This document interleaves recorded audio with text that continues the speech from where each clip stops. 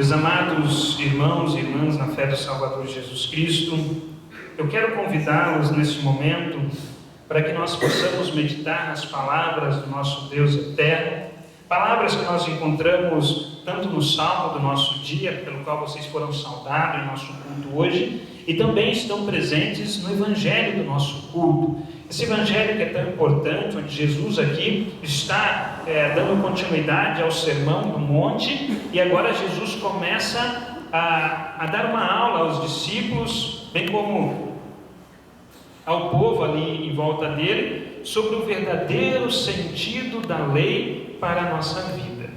E assim, então, baseados no Salmo, que explica esse texto, diz assim: felizes os que guardam os mandamentos de Deus e lhe obedecem de todo o coração. Sobre esse texto, eu quero convidá-los a meditar sobre este tema, a batalha da fé. Que o nosso Deus, que é Pai, Filho e Espírito Santo, nos ilumine neste momento em que nós queremos meditar em sua santa e bendita palavra. Que a mesma fale aos nossos corações e nos traga o consolo que vem do alto. Amém.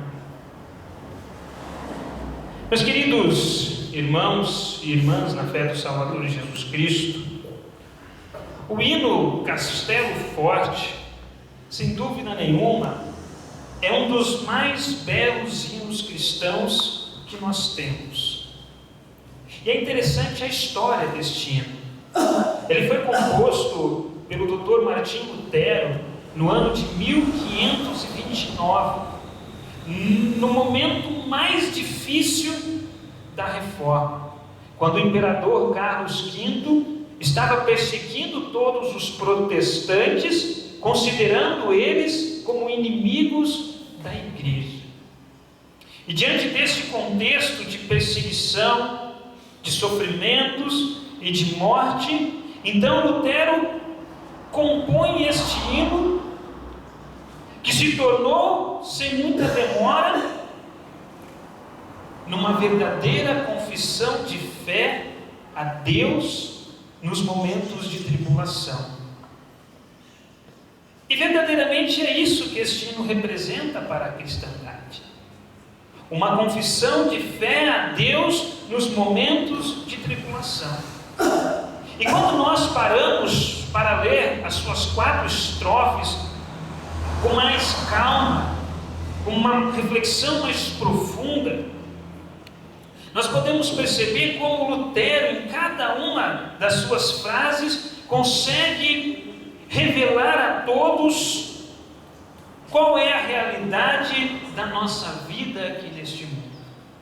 E nós poderíamos resumir essa realidade que Lutero coloca neste hino com uma frase do hino, onde ele diz assim: luta contra as trevas, luta contra o mal. Vamos à peleja santa e divina. Nós podemos afirmar, meus amados irmãos, que estas palavras, elas resumem a verdade, a verdadeira realidade da vida cristã aqui neste mundo. Ele resume a verdadeira realidade da nossa vida aqui neste mundo. Uma realidade marcada por lutas, por batalhas, por sofrimentos, principalmente no campo da fé. Naquilo que cremos, ensinamos, daquilo que confessamos como verdade. Quando nós olhamos para as leituras bíblicas do nosso culto de hoje, nós podemos ver essa realidade também presente nessas leituras. E essa realidade está presente, na verdade, na nossa vida, diante do que ali está expresso nesses textos. Uma realidade que está manifesta no viver a fé e no cumprimento da vontade de Deus presente em sua lei.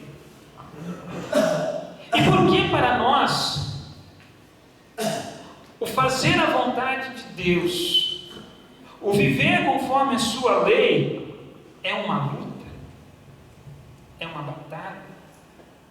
Não deveria ser para nós um prazer e um privilégio?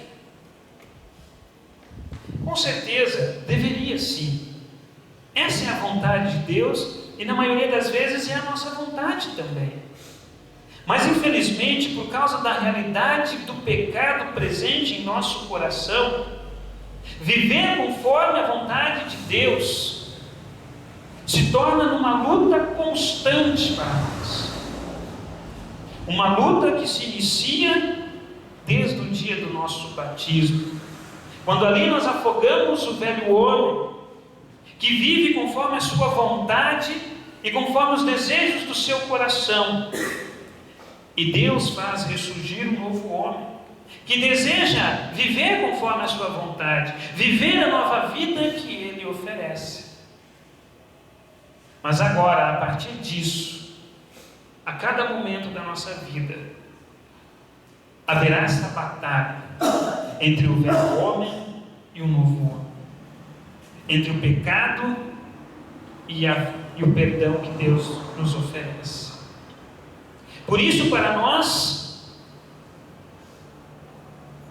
viver conforme a vontade de Deus é uma grande batalha de fé. Batalhas que, por alguns momentos, nós podemos gozar da vitória, mas na grande maioria das vezes, nós somos vergonhosamente derrotados. E como é que é essa luta? Como é que é essa batalha para viver essa realidade da vida que Deus deseja para nós, de viver a sua vontade, a sua lei, como é que isso se manifesta no nosso viver? Como é que essa batalha se desenvolve na nossa vida?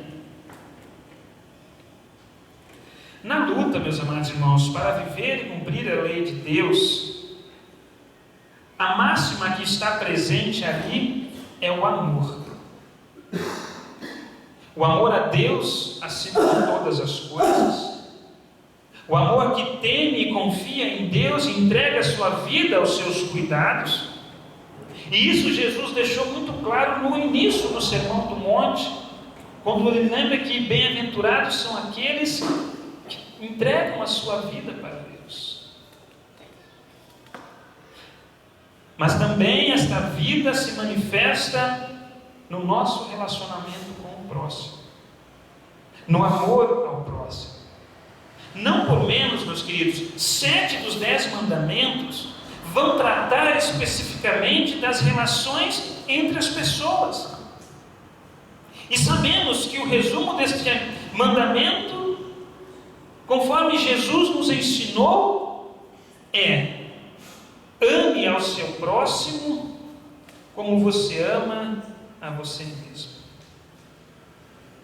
Uma perguntinha: é fácil para nós viver melhor? É fácil para nós amarmos o nosso próximo como nós amamos a nós mesmos?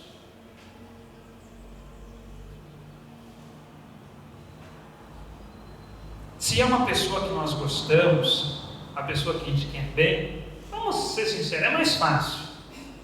Mas quando é uma pessoa que nos fez mal,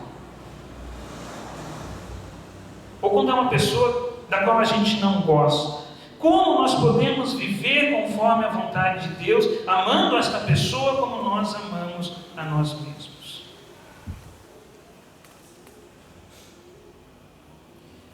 Jesus aqui, quando ele começa a falar a respeito dos mandamentos, e ele vai falar de cada um deles, Jesus aqui, ele lembra uma coisa muito importante, que muitas vezes nós esquecemos. Em primeiro lugar, Jesus, ele não veio revogar a lei, como muitos pensam, ou seja, tornar a lei inútil, mas Jesus veio dar um novo sentido, ou melhor, o verdadeiro sentido da lei para a nossa vida. E esse verdadeiro sentido se manifesta agora no nosso viver diário. Por isso, cada mandamento, Jesus lembra como Moisés o ensinou, como o povo interpretou, e como verdadeiramente Deus gostaria que nós vivêssemos.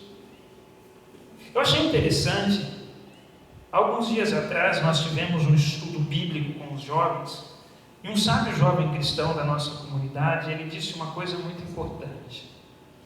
Hoje em dia, as pessoas, a maioria das pessoas, vão à igreja e querem moldar Deus conforme a sua vontade. Querem moldar Deus conforme a sua vontade. E é isso que Jesus está querendo dizer aqui. Olha, a interpretação e a maneira como vocês estão vivendo a lei, nada mais é do que ajustar a vontade de Deus conforme o seu modo de viver. Vocês estão moldando Deus conforme vocês querem, não conforme Deus verdadeiramente é. E para Jesus uma coisa é importante: os maus desejos, o pecado, ele não se manifesta somente na ação, como se interpretava aqui. Mas os maus desejos, o pecado, tem as suas raízes muito mais profundas dentro do nosso coração. E assim ele vai explicar pelo menos 2 mandamentos, o 5º e o 6º. Não matarás e não adulterarás. E é interessante que Jesus diz: olha, vocês acham que matar é só você chegar e tirar a vida de alguém? Eu lhe digo que é muito mais do que isso. Você desejar o mal do seu próximo, você alimentar sentimentos de raiva, de ira contra o teu próximo, você já o está matando no seu coração. Vocês acham que adulterar é somente você se deitar com outra mulher? Eu digo a vocês que é muito mais do que isso. Um olhar impuro, um desejo de coração para com outra pessoa que não seja o seu cônjuge, você já está adulterando com ela. A raiz de todos os problemas se inicia dentro do nosso coração. E uma vez que esse desejo está ali, para ele se tornar em ato, é um caminho muito curto. Por isso Jesus precisa lembrar uma coisa muito importante para as pessoas. Qual é o verdadeiro sentido da lei para as suas vidas? O que é que Deus deseja para conosco? Como Deus quer que nós vivamos a sua vontade aqui nesse mundo? E como é que ela vai se manifestar? No amor. No amor que nasce do coração. E Jesus é muito profundo. Ele vai afirmar: ninguém é feliz com um coração sem amor. Ninguém consegue ser feliz se não nutrir o amor a Deus e o amor ao próximo no seu coração. Pelo contrário, tudo que você vai colher dentro do seu coração são tristezas e sofrimentos muito grandes. E a primeira vítima dessa tristeza e desse sofrimento verdadeiramente não é o próximo, mas é aquele que a alimenta dentro do seu coração. E nós podemos ver isso manifestado de uma maneira muito concreta na nossa vida diária, nos nossos relacionamentos. Quantas famílias, por exemplo, já não sofreram com os frutos da violência e da raiva? Quanta violência já não houve e quanta gente já não perdeu a vida por causa das crises de raiva, de ódio, de falta de amor que tomam conta dos corações das pessoas. Vou dar só um exemplo para vocês. 10 dias, 110 pessoas mortas. 10 dias. Isso até quando eu contei. Eu já não vi mais o jornal até hoje. 10 dias. O que é que alimentou aquelas mortes? A falta de amor no coração. Eu iria mais longe. Não é somente a falta de amor, mas é o amor no lugar errado. Amor ao dinheiro, amor à vaidade, amor ao poder. E o que se gerou disso, gente? O caos. Nada de bom foi tirado disso. E muitas vezes nós vemos esta realidade presente dentro dos nossos lares. No relacionamento conjugal, no relacionamento pais e filhos. Vemos isso dentro da nossa igreja, quando damos espaço à vaidade, ao orgulho, à soberba.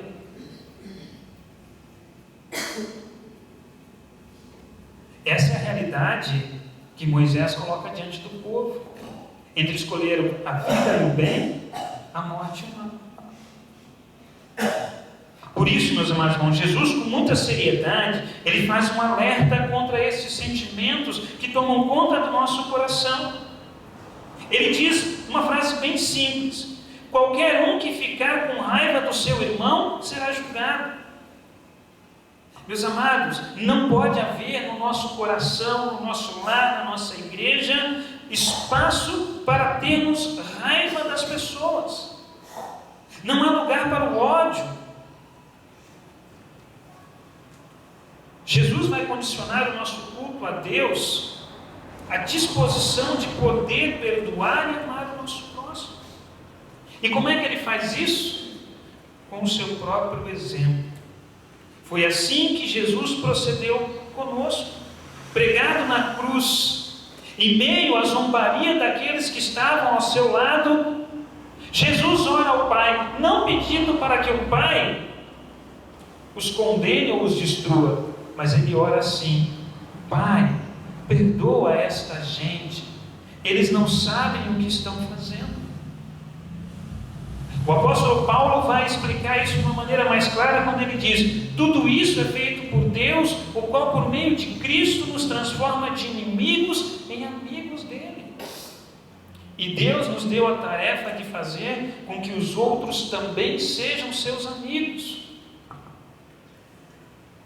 Mas eu quero fazer uma pergunta para vocês. É fácil perdoar?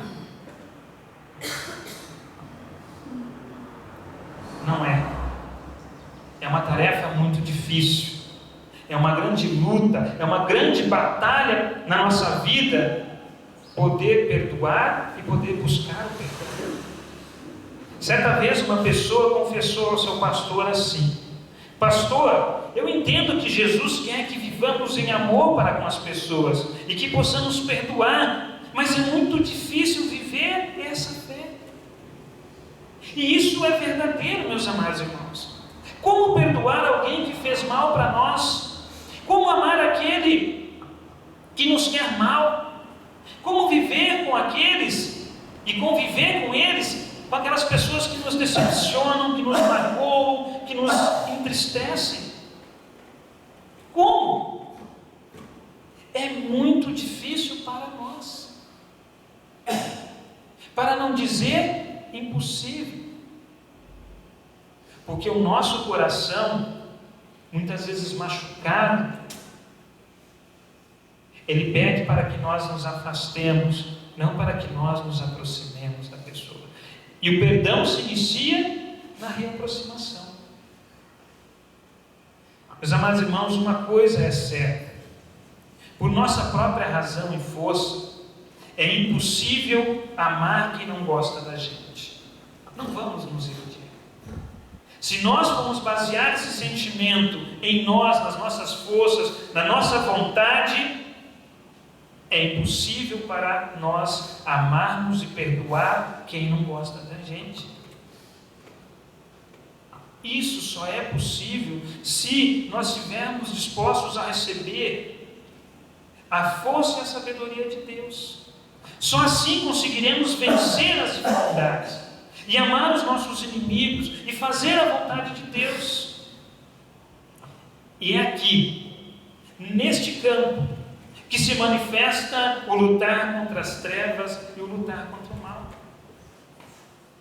Nós não devemos nos espelhar em modelos humanos, não, porque todos eles são falhos e limitados, e nós sabemos disso, nós nos conhecemos profundamente.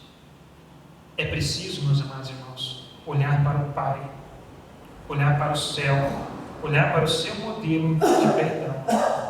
Eu achei interessante, eu recebi hoje de manhã, e acredito que a maioria de vocês recebeu isto também, uma mensagem que diz assim: nas horas difíceis, jamais abaixe a cabeça, porque a solução não está no chão, e sim no alto, nas mãos de Deus. Isso é verdadeiro. É isso que Jesus está dizendo. A força para nós vivermos conforme a vontade do Pai não está em nós, mas fora de nós. Essa força vem do alto, vem de Deus, que por meio da fé nos capacita a viver a nova vida que Ele nos oferece aqui neste mundo. Assim, nós poderemos amar o nosso próximo, ser fiel ao nosso cônjuge, não porque nós somos boas pessoas,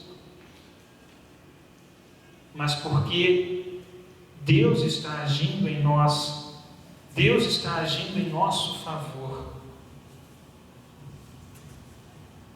Meus amados irmãos e irmãs em Cristo, uma coisa é muito interessante quando nós olhamos para a vontade de Deus e quando nós compreendemos o seu verdadeiro sentido para a nossa vida. Deus nos deu o seu mandamento para que nós possamos viver em liberdade e amor. Assim nós entendemos as afirmações do salmista em dizer que ele ama a lei, porque esta lei é quem o defende, esta lei quem defende a vida e o amor. Por isso, diferente do que o mundo vai dizer, a vontade de Deus, os seus mandamentos, não são barreiras que cortam a nossa liberdade. Muito pelo contrário, elas indicam caminhos para o amor e para a verdadeira liberdade. Isso significa que o Deus que devemos amar, ou Deus que pede que vivamos conforme a sua vontade, é o Deus que nos amou primeiro, é o Deus que amou os pecadores. E o próximo a quem devemos amar não é apenas o irmão de sangue ou o irmão da igreja, mas são todas as pessoas, também aquelas as quais nós julgamos serem pecadoras. Lembremos que a nossa realidade não é muito diferente da delas. Meus queridos, Deus nos amou enquanto nós ainda éramos pecadores. Deus nos amou enquanto nós ainda éramos inimigos dele. E para se reconciliar conosco, o Pai entregou o seu próprio Filho na cruz por nós, para nós. E na cruz as palavras de Jesus, eu vim para cumprir a lei, essas palavras agora elas se tornam concretas e verdadeiras. E diante do sacrifício de Jesus, Deus agora pode olhar com amor para nós, pode olhar com compaixão para nós, mesmo que a nossa situação seja uma situação difícil, seja uma situação de perseguição, de grande sofrimento, de morte. Mesmo que a realidade à nossa volta seja uma realidade de selvageria, de falta de amor, Deus continua baixando sobre nós o seu olhar compassivo e amoroso. Deus continua nos concedendo o seu perdão. E diante desse perdão, meus amados irmãos, nós podemos reconhecer as nossas limitações, principalmente no viver conforme a vontade de Deus. Diante desse perdão, nós podemos olhar para os mandamentos de Deus e procurar vivê-los em nossa vida e em nossos relacionamentos, com a força que Deus nos dá. Meus queridos, Deus conhece as nossas fragilidades. Ele conhece a realidade que o pecado trouxe para a nossa vida. Qual foi a realidade que o pecado trouxe para os nossos relacionamentos? Como ele age sobre as nossas intenções, sobre as nossas vontades? Deus conhece. Não é por menos que Jesus expressa: é do coração do homem que surgem todos os maus desejos contra Deus. E ele vai listar o quê? Os mandamentos, os crimes, os adultérios e assim por diante. O apóstolo Paulo vai mais longe, reconhecendo a sua necessidade de Deus, reconhecendo a sua verdadeira realidade. Ele diz: porque eu sei que em mim, isto é, na minha carne, não habita mal nenhum. Pois o querer fazer o bem, o querer fazer a vontade de Deus está em mim, não porém a força para poder efetuá-la. Diante dessa realidade, meus amados irmãos, em nossa vida, os nossos olhos, a nossa cabeça, o nosso corpo todo acaba sentindo o peso da lei, acaba sentindo o peso do juízo de Deus, de maneira que nós acabamos de cabeça baixa, olhando para o chão, tomado de vergonha, de medo, de frustração. Acabamos nos revoltando contra a vontade de Deus e contra o próprio Deus, a ponto de nós não mais conseguirmos ver o seu amor por nós. E é nesses momentos que acabam surgindo frases do tipo: esse Deus, esse não pode me ajudar. Lembremos, meus amados irmãos, ergamos a cabeça, porque o nosso auxílio vem do alto. Meus queridos irmãos e irmãs em Cristo, lutar contra as trevas e contra o mal sozinho, sem Deus, é uma batalha perdida. Buscar Deus em outro lugar, ou buscar um Deus que seja conveniente com a nossa vontade, com o nosso pecado, também é um grande erro. É, como se diz no ditado popular, dar com os burros nas águas. Para que nós possamos viver conforme a vontade de Deus e ter, como nos ensina um salmista, prazer na vontade de Deus, prazer em sua lei, nós precisamos estar unidos a Ele em fé e confiança. É saber esperar, é saber aguardar o tempo de Deus. Na cruz, meus queridos, o nosso Pai Celeste muda a direção dos nossos olhos. Ele nos convida a olhar para o alto, para Ele, para o seu amor. Amor perdoador, amor reconciliador, amor que está presente em Jesus. Amor que Jesus agora quer apontar aos nossos olhos, quando Ele nos mostra a incapacidade de cumprirmos a lei. Jesus não está somente mostrando aqui a nossa incapacidade, mas Ele está dizendo: olhem para mim, porque eu vim para que vocês possam ter vida. Eu vou cumprir a lei no lugar de vocês e vou reaproximá-los do Pai. Diante dessas palavras, onde nós somos falhos e não conseguimos fazer a vontade de Deus, Jesus, Ele assume o nosso lugar. Ele cumpre a lei por nós e nos dá essa nova vida que Deus nos oferece. Na cruz, meus amados irmãos, Jesus abre para nós a realidade do amor de Deus em nos aceitar como nós somos, no reerguer nossas cabeças, em nos devolver a nossa dignidade perdida e em nos consolar, fazer de cada um de nós agora o seu povo. E esse amor que vem do alto, que nos acolhe, que muda a nossa vida, agora ele passa por nós e passa a fazer parte dos nossos relacionamentos. E é por meio deste amor que nós encontramos ajuda, que nós encontramos forças, que nós encontramos ânimo na luta contra as trevas, na luta contra o mal. Luta essa que se manifesta diariamente em nossa vida. Em Cristo, meus amados irmãos, na cruz, a lei se torna um guia para nós, um guia que nos leva para os braços do nosso Salvador. Por isso, meus amados irmãos, por meio desse novo relacionamento que Jesus abre para nós, esse relacionamento que nos fortalece para que nós possamos ter o desejo, a vontade e a força para viver conforme a vontade de Deus, nós podemos orar e pedir ao Pai assim: Pai, a minha vida é uma constante luta contra as trevas e contra o mal. Esta luta está presente dentro do meu lar, no meu dever de ser um bom pai, um bom marido, uma esposa, um filho. Ela está presente também em outras esferas da minha vida.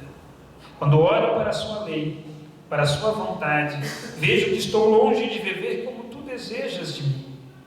Sou fraco e pecador, e não tenho prazer na tua lei. Mas, Pai, por meio de teu Filho Jesus, tu providenciaste que toda a lei tivesse o seu cumprimento perfeito.